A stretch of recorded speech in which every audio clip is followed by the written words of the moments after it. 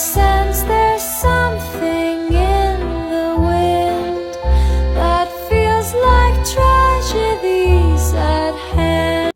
Okay, so now that you've seen where we're gonna end up, this is where we're gonna start. So I personally like to put my hair up and get the bald cap on before I start the makeup because my hair needs to be out of my face anyway. You might as well just slap it on. Even if you look a little crazy, it's okay. So first thing first, one of the most important things that you're gonna need while you're doing your makeup is having a reference photo, especially if you're emulating a character like we are today from A Nightmare Before Christmas. And the second thing you need is a plan. Do not start your makeup without a plan. I'm gonna show you how to make that a little bit easier. So a lot of people, when they're doing full face paint, don't think to map it out. But you should, because why not? So I'm just gonna go in, and because the eyes are so big, and I have a lot of space right here, but I'm gonna need to cover my eyebrows. So I'm just gonna put in a little blue line. Now this blue line is kind of close to the color we're gonna use, but I know that I wanna bring up to there about midway through my eyebrows. So I'm gonna have to cover them. So I'm just gonna put this blue line to remind me. And I know I wanna contour my nose. So I'm just gonna go in here and try and just get an idea of where exactly I wanna go with that. And here's the thing, with all these Tim Burton characters, they have really round faces. So you're not gonna wanna contour on your cheeks as much, but instead on the bottom because it's gonna bring your face up. So I just like to make a little line to remind myself of where I'm gonna contour. And I'm gonna contour at the top because I'm trying to make my forehead smaller. I'm trying to make my face look round. And then I'm just gonna mark around where I think is a good spot for the neck. Because these characters in Nightmare Before Christmas, they have really elongated necks, and I don't. So I'm gonna make my neck smaller, and I'm gonna make this all shadows like it's not there to make it look longer by making it kind of skinnier. Now normally I'm gonna set my eyebrows if I'm going out for this, but for the sake of this tutorial, I'm just gonna really paint over them at first, and then just pack it in with setting powder, and then paint over it again, just for the sake of time today, and the fact that if you're doing a look for social media, you don't necessarily have to glue down your brows, because you have to think about, especially if you're filming videos, there's all these blurring filters on everything nowadays, so it doesn't have to be perfect. Now, if you're going out somewhere, I would say glue your brows down.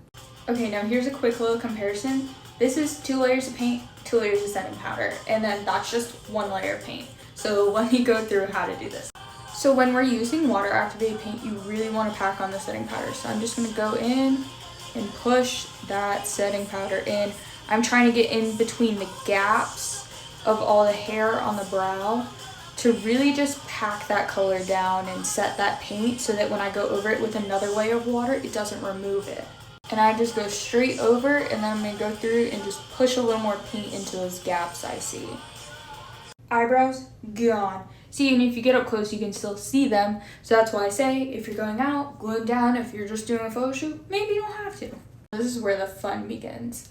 A lot of people will bring the makeup straight down. I like to move my brush in the shape I'm trying to create. I'm trying to create a rounded face.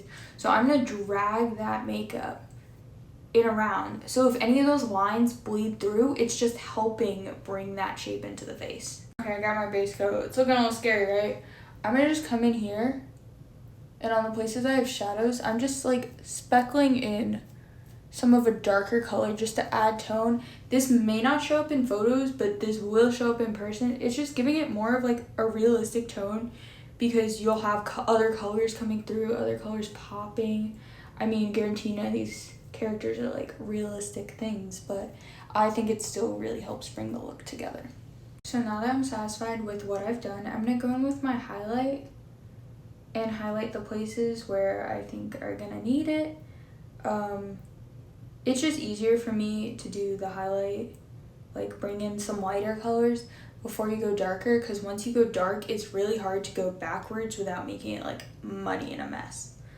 So I'm just like being very careful with this, because you don't want to press too hard or you're going to end up taking away that bottom color if you're working in water-based face paint. And remember, we are bringing that up, so I'm just bringing that color up, and then lightly blending it all in. It doesn't have to be perfectly blended because we still have to blend our contour, but just getting it on. Now that I've got that done, I'm going in with my darker shade to start putting in some of these contour colors. And I always start with the nose, and I'm bringing this up into the brow. Remember, we're going into the brow because we're trying to make it look larger. And I'm just gonna cut straight through the middle of my eyebrow and just cut back down to create that really rounded, really big eye shape that we want going for this character. And I'm just gonna bring those colors in and blend them all out. It's gonna be a little hard on your eyebrows because remember, it's not a flat surface anymore. If you need to get a little more heavy-handed, go for it. And this is not the color that this is gonna stay. It's gonna get darker. I'm gonna bring darker tones, but always start lighter. Don't start darker because again, it's hard to take away, but it's not as hard to add more. Right, so here we have our light contour now. Now I'm gonna go in with a darker color right on top, and I'm just gonna pull all this color down because we're really trying to create shadows. We're trying to create a new face shape that was not there before. So you always want to blend down where the shadow would go. So don't blend up because then you're making that clear space smaller and you're gonna make that definition area that's going against it smaller. So I'm just gonna really just bring this color down. But remember, when you're blending it, you don't want to bring it too far down because then you're losing the space you created. So just find a happy medium for where you want to be and just keep blending that in. So that's what I'm doing for now. That's my base contour. I just contoured there. It's not fully blended because we're not done yet. But we're gonna move on to my favorite part, the eyes. So I like to always add on to the bottom. And here's why. Because they have such rounded faces, I feel like when you add on to your eye underneath it, you're bringing your eye lower and closer to your cheeks. And so it also helps give the illusion that your face is more rounded than it is. It makes your face shrink. So once you combine that with the contour, it kind of all just comes together. So that's kind of the basic shape we're gonna do. Now that I've got my basic eye shape, I like to go in and contour first because it's a little less permanent than going in straight with the eyeliner. I can smooth out the shape a little bit and just keep it looking cohesive. Now here's the careful part when we have to get in here with the brush. And I want to make sure I'm starting where I left off the white, because if you don't extend your eye liner to where you left the white, what's the point in extending and making your eyes look bigger? So see, I've outlined the two eyes, and when you're doing this, I really like to bring it up in the middle to give even more rounded. Everything about like Tim Burton style characters are all about making rounder shapes because that's the style of the art. Guaranteed it's gonna depend on your face shape, like what type of room you have to do this, but just do the best that you can. Everything's practice. You may be thinking, oh, I can never get it symmetrical. Me neither at the start. Me neither. It's all practice. I have no professional training. This is all just me slapping it on and giving it a go. Now here's an interesting thing about Sally is she actually does not have any bottom lashes. So until I put on my false lashes, I'm actually not gonna touch my eyes anymore. I just need to do the eyeliner. And see, because we shaded in here, some of the eyebrows are coming out again, so I'm gonna have to just touch up the top and make this a little bit darker so it looks like it blends in. Next, I'm just gonna kind of go in and start mapping out where she's got the stitches on her face, which 1,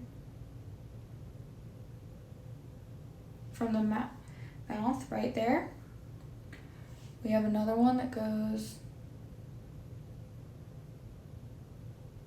right there.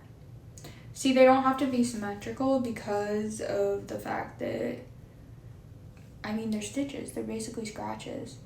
It does look like Sally has a little bit of eye bags, so I'm going to leave a little bit of room to add that in, and I'm just going to bring this one down and then come up here, and from here, I'm going to drag it into the hairline. Just getting those lines there for where I'm going to stitch, and I'm just going to blend them out. Now here's the interesting thing about Sally is instead of like you normally see stitches in black, hers are in like white or even like the light blue, but we want to make them stand out, so I'm going to do them in white. And honestly, this is where you can kind of just like do whatever.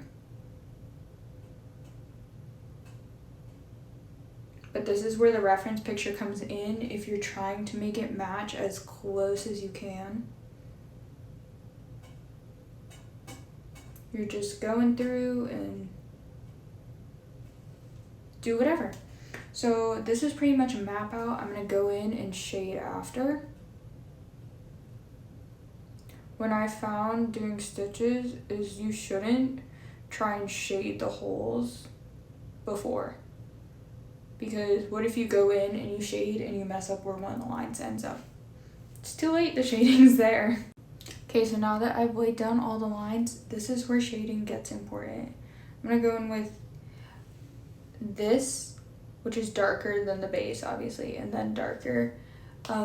It's normally a little darker than what I'd start with, but I'm just gonna go and add a little bit of color where all those lines hit. Just right where they stop. Because that's gonna be like where the stitch would go in. And we're trying to add dimension because these stitches are white and they're hard to see on an already light base. Okay, so we've put all that color down, and see with some of them, I'm just going in lightly on the lines with that same color and just dragging a shadow, creating a shadow in there so that they pop a little more. But now that we have all those little dots down, you can blend them, make them a little bit bigger if you want. And we're gonna go in with the darker color and go right in the middle of those dots.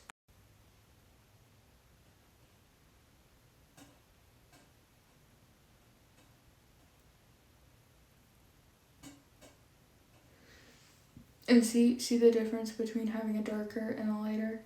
These are all dark again. Helps it pop. Now one of the easiest parts, the lips. So I always put a little dot just to see what color it's gonna go on, because sometimes I put the face paint over my lips. And in this case, Sally's lips are a little bit darker, so I'll probably go in with eyeshadow and shade around the edges because I have lost one of my lipstick pencils. So there we go. That's pretty much the makeup. I'm not gonna show the body because that's pretty simple. It's just solid color straight down. But yeah, I hope you enjoyed it. Please like and subscribe if you want more videos like this. Bye!